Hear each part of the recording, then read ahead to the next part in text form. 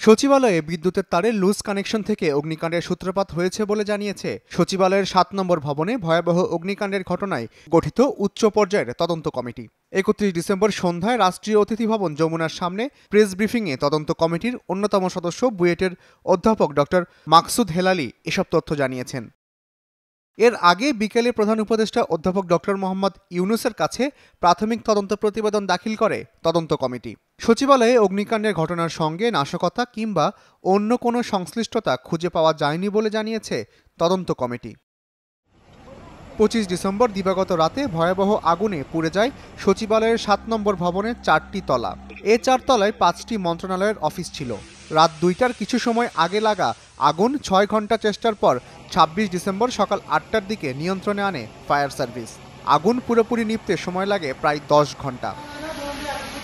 এই ঘটনা তদন্তে ৮ সদস্যের উচ্চ পর্যায়ের কমিটি গঠন করে মন্ত্রিপরিষদ বিভাগ।